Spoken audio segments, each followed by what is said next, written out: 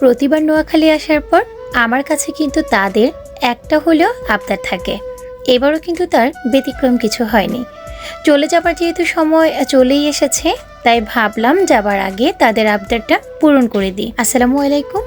সকালবেলা ঘুম থেকে ওঠার পর আম্মু নাস্তা রেডি করছে, আর আমার আম্মুর কাজ কিন্তু অনেক তাড়াতাড়ি হয়ে যায়। মানে সকাল 9টার আগে আম্মুর নাস্তা, দুপুরে রান্নাবান্না সব কিছু শেষ হয়ে যায়। তাই প্রতিদিন ইচ্ছে করলেও আম্মুর রান্নাবান্নার ভিডিওগুলো শ্যুট করতে পারি না। তবে আজকে আমি একটু তাড়াতাড়ি সকালে উঠেই দেখলাম যে সকালে রুটি শেখা হচ্ছে। সেই সাথে কিন্তু আম্মু এখানে গরুর জিহ্বা জাল করে রাখবে, এগুলো পরদিন রান্না করবে। বরবটি কেটে রেখেছে, আর গরুর মাংস ভিজিয়েছে, গরুর মাংস রান্না করবে। তো এইদিকে রুটি সেঁকা হয়ে যাওয়ার পর প্রেশার কুকারে প্রতিদিনের মতো আমার পছন্দের মাংসের আলুর ঝোল যেভাবে আম্মু রান্না করে ঠিক সেভাবে করে রান্নাটা বসিয়ে দিয়েছে। তো এরই মাঝখানে কিন্তু আমার বরবটি রান্না হয়ে গিয়েছে এবং জিহ্বাটা কষিয়ে নিয়েছে। সেই সাথে কিন্তু ডাল রান্না করেছে। তো ফ্রিজ থেকে এখানে একটা মুরগি বের করে নিয়েছি, আর এই তো মুরগিটা সুমাইয়া কেটে দিচ্ছে। নর্মালি হচ্ছে কাটাকুটির কাজটা আমার বাবার বাসায় আসার পর সুমাইয়া বেশি করে, কারণ নাইমা যেহেতু ছোটো, ও কাটতে পারে না।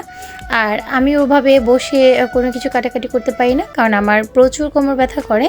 তাই কাটাকাটির দায়িত্বটা সুমাইয়ের উপর পড়ে। আর আমি আসার পর কিন্তু আব্বু বেশি করে ব্রয়লার মুরগি এনে এনে ফ্রিজে রেখে দিচ্ছে, কারণ সাফওয়ানের জন্য ব্রয়লার মুরগি প্রচুর পরিমাণে লাগে। যেমন ওর চিকেন ফ্রাই, তেমনি ওর রান্না করার মাংসর জন্য। তো এই তো মুরগিটা কাটার পর আমি অর্ধেকটা মানে বেশি পরিমাণ দিয়ে এখানে চিকেন ফ্রাই করব, তার জন্য ম্যারিনেট করে রেখে দিয়েছি। আর বাকি যেগুলো থাকবে সেগুলো সাফওয়ানের জন্য একদমই হালকা ঝাল করে রান্না করে ফ্রিজে বক্সে করে ঢুকিয়ে রাখবো, যেন 2-3 দিন ওকে খাওয়াতে পারি। তো ওই তো আমি ওর মাংসটা রান্না করার জন্য মশলাপাতিগুলো ভালো করে কষিয়ে নিয়েছি, আর এখন মাংসগুলো দিয়ে ভালো করে নাড়াচাড়া করে রান্না করব। তো ভিডিও শুরুতে বলেছিলাম যে নোয়াখালী আসলে প্রতিবারই তাদের আবদার পূরণ করতে হয়। আসলে তাদের বলতে আমি আমার ভাইদেরকে বুঝিয়েছিলাম। আমি প্রতিবার নোয়াখালী আসার পর তাদের অনেক বেশি আবদার থাকে আমার উপর, কখনো গ্রিল চিকেন, কখনো চিকেন ফ্রাই, কখনো এটা সেটা করে দেওয়ার জন্য। কারণ আগে যখন আমার আম্মু অনেক বেশি স্ট্রং ছিল, তখন আম্মু প্রতিদিন ওদেরকে ভাজা পোড়া তৈরি করে দিত। আমার আম্মু অনেক অনেক বেশি চমুচা, সিঙ্গারা, রোল ফ্রোজেন করে রাখতো, যেগুলো একদম পুরো টানা 1-2 মাস পর্যন্ত চলে যেত।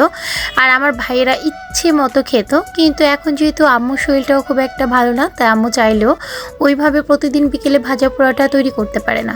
তো ভাবলাম যে ওদের আবদার পূরণ করি। তো ওদের আজকে আবদার ছিল তারা চিকেন ফ্রাই খাবে এবং সেই সাথে থাই স্যুপ খাবে। তো থাই স্যুপ মাঝে মাঝেই কিন্তু রান্না করি, আমারও ভীষণ পছন্দের। তো ভাবলাম আজকে চিকেন ফ্রাইটা করে দিই। আর এই তো আমি দুপুরবেলা চিকেনটা ম্যারিনেট করে ফ্রিজে রেখে দিয়েছিলাম, আর এই তো বিকেলে এখন বের করে কিছুটা আটা দিয়ে চিকেনগুলোকে মেখে নিয়েছি। আর এদিকে থাই স্যুপটা বসিয়ে দিয়েছি। এটা হতে খুব একটা বেশি সময় লাগবে না, 10-12 মিনিটের মধ্যেই এটা হয়ে যাবে। অনেকে 5-6 মিনিট জাল করে, তবে আমি একটু বেশি পরিমাণে জাল করি।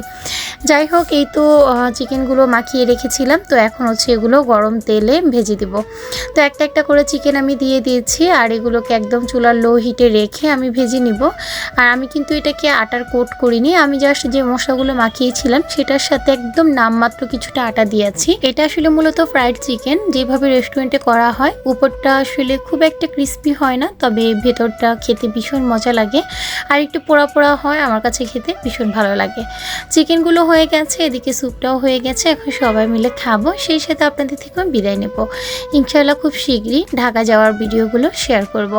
সে পর্যন্ত ভালো থাকবেন, সুস্থ থাকবেন, আমার জন্য দোয়া করবেন। আল্লাহ হাফিজ। আসসালামু আলাইকুম।